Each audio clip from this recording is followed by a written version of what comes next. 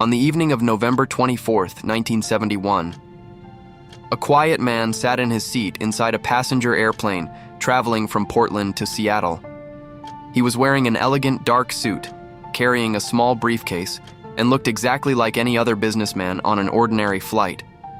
Nobody paid attention to him, nobody knew his real name, and nobody could have imagined that, within just a few hours, this man would become the center of one of the greatest mysteries in aviation history.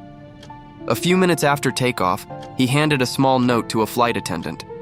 At first, she thought it was just an ordinary message from a passenger, but when she read the words written on that piece of paper, everything changed. The man wasn't asking for assistance.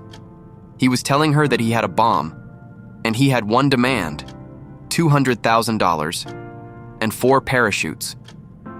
Then something happened that continues to confuse investigators to this day.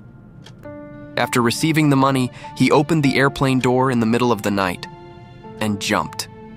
Then he disappeared. No body, no confession, no conclusive evidence, only a man who vanished into the darkness of the sky. This is the story of D.B. Cooper, the man who became a legend because he carried out an escape that nobody has ever been able to explain. On that day, there was nothing about this man that suggested he would become part of history. He walked into Portland International Airport in Oregon. He purchased a one-way ticket aboard Northwest Orient Airlines Flight 305. He gave a simple name: Dan Cooper. No one knew whether this was his real name or just an alias. He appeared to be in his mid-40s. He wore a coat and tie, carried a small black briefcase, and remained calm, organized, and almost invisible. He sat by the window and waited for the airplane to take off. To the other passengers, he was simply another traveler on a short flight, but the truth was completely different. Shortly after takeoff, Cooper ordered a drink. Then he pulled out a small piece of paper and wrote something on it. After that, he handed it to the flight attendant, Florence Schaffner. At first, she placed the note aside. Many passengers gave flight attendants messages or phone numbers. She thought it was nothing unusual. But Cooper leaned toward her and calmly said, "You should read that." She opened the note, and the words she saw were shocking. The man was telling her that he had a bomb. Then he opened his briefcase slightly. Inside, she saw what appeared to be wires and objects that could have been explosives. There was no time to confirm whether the threat was real. They had to take it seriously. She informed the crew, and one of the strangest hijacking cases in aviation history had begun. Cooper's demands were clear: $200,000 in cash, 4 parachutes, and a fuel truck ready when the plane landed. He wasn't trying to hurt the passengers. He wasn't acting randomly. He remained calm throughout the entire situation, and this was exactly what confused investigators later. Many hijackers lose control or show signs of panic. But Cooper, he acted as if he had already gone through this plan hundreds of times in his mind. After authorities were notified, police and the FBI began preparing the money and equipment he requested. The plane landed in Seattle. The passengers were released after his demands were met. But the surprise was, Cooper did not leave. After receiving the money and parachutes, Cooper ordered the plane to take off again. His destination was believed to be somewhere south, possibly toward Mexico. But his plan contained extremely precise details. He instructed the pilots to fly at a low altitude and maintain a slower speed. He also requested specific flight conditions, including keeping the landing gear configuration a certain way. And this raised an important question among investigators. Who was this man, and how did he know so much? Cooper had chosen a Boeing 727, and that choice was not random. The aircraft had a unique feature: a rear staircase that could be lowered during flight. It was also capable of flying at relatively low speeds. Was Cooper someone with military experience? Had he worked in aviation? Was he an experienced parachutist? Nobody knew. But one thing was clear: this was not an impulsive decision. It was a carefully calculated plan. Night had fallen. The airplane was flying over the Pacific Northwest. Below him, dense forests, mountains, and complete darkness. The conditions were extremely dangerous, but Cooper was waiting for this exact moment. At some point, the pilots noticed a change in air pressure and movement near the rear of the aircraft. Then they realized something. The rear stairs had been opened. It was happening. Cooper was ready.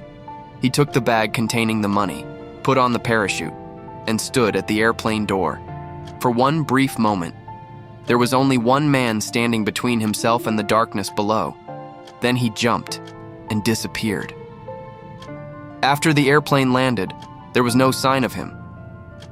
The FBI launched one of the largest searches in its history. Teams were sent to the possible landing area. Aircraft and helicopters were used. Forests and rivers were searched. But they found nothing. No Cooper, no suitcase, no parachute, no clear evidence of what happened. Days passed, then weeks, then years. But the man remained missing, nearly 9 years after the disappearance.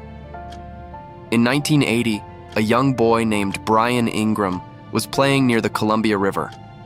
While playing, he discovered something unusual buried in the sand. It was 3 bundles of cash. When investigators examined the bills, they discovered something incredible. The serial numbers matched the money given to D.B. Cooper. It was the first real evidence discovered since his disappearance. But instead of solving the mystery, it created even more questions. How did the money get there? Did Cooper actually survive the jump? Was someone helping him? Or had the river carried the money to that location? After more than 50 years, dozens of theories have emerged. Theory 1, he survived. Some believe Cooper was an experienced parachutist. Perhaps he landed safely and disappeared with a new identity. Theory 2, he died during the jump. This theory is supported by many investigators. The weather conditions were dangerous. The area where he jumped was filled with forests and rivers, and landing at night would have been extremely difficult. Theory 3, he had help waiting for him. Perhaps he was not working alone. Maybe someone was waiting for him on the ground with a vehicle, but no confirmed evidence has ever proven this theory. Over the years, many people were suggested as possible identities of D.B. Cooper. Some were former military personnel. Some were experienced parachutists. Some had fascinating stories, but no one has ever been proven to be the real man behind the mystery. In 2016, the FBI officially ended its active investigation due to a lack of new evidence. But that does not mean the mystery is over, because the questions still remain. Who was D.B. Cooper?